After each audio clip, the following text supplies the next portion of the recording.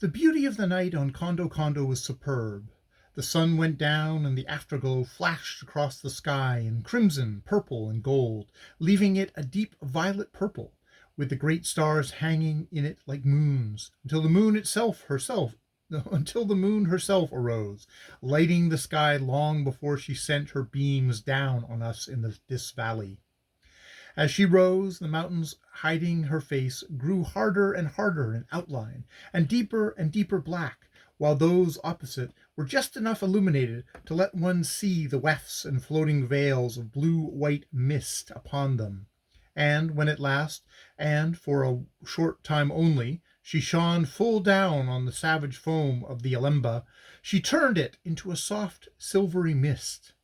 Around on all sides flickered the fireflies, who had come to see if our fire was not a big relation of their own, and they were the sole representatives with ourselves of animal life. When the moon had gone, the sky, still lit by the stars, seemed indeed to be in itself lambent, was very lovely, but it shared none of its light with us, and we sat round our fire surrounded by an utter darkness. Cold, clammy drifts of almost tangible mist encircled us. Ever and again came the cold, faint puffs of wandering wind, weird and grim beyond description.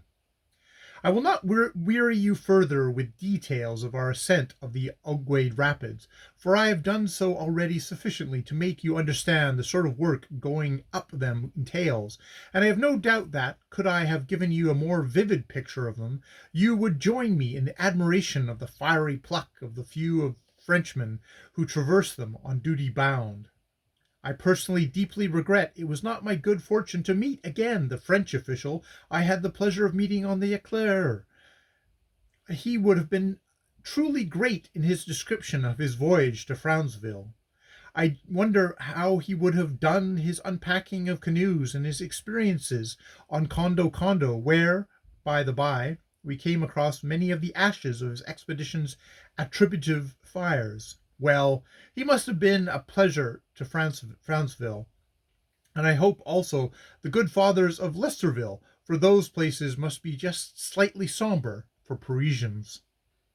Going down big rapids is always everywhere more dangerous than coming up, because when you are coming up and a whirlpool or an eddy does jam you on rocks, the current helps you off, certainly only with a view to dash your brains out and smashing your canoe on another set of rocks it's got ready below, but for the time being it helps, and when off you take charge and convert its plans into an incompleted fragment, whereas in going down the current is against your backing off.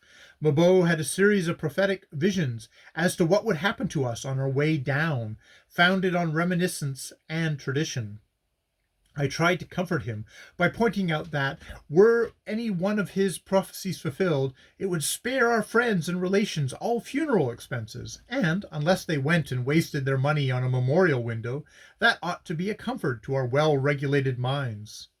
Imbo did not see this, but was too good a Christian to be troubled by the disagreeable conviction that was in the minds of other members of my crew, namely, that our souls, unliberated by funeral rites from this world, would have to hover forever over the Ogwe near the scene of our catastrophe. I own this idea was an unpleasant one. Fancy having to pass the day in those caves with the bats, and then come out and wander all night in the cold mists. However, like a good many likely-looking prophecies, those of Imbo did not quite come off, and a miss is as good as a mile. Twice we had a near call, by being shot in between two pinnacle rocks within half an inch of being fatally close to each other for us, but after some alarming scrunching sounds and creaks from the canoe, we were shot ignominiously out down river. Several times we got to a partially submerged table rocks, and were unceremoniously bundled off them by the Ogwe, irritated at the hindrance we were occasioning. But we never met the rocks of Imbo's prophetic soul, that lurking, submerged needle or knife edge of a pinnacle rock, which was to rip our canoe from stem to stern, neat and clean, into two pieces.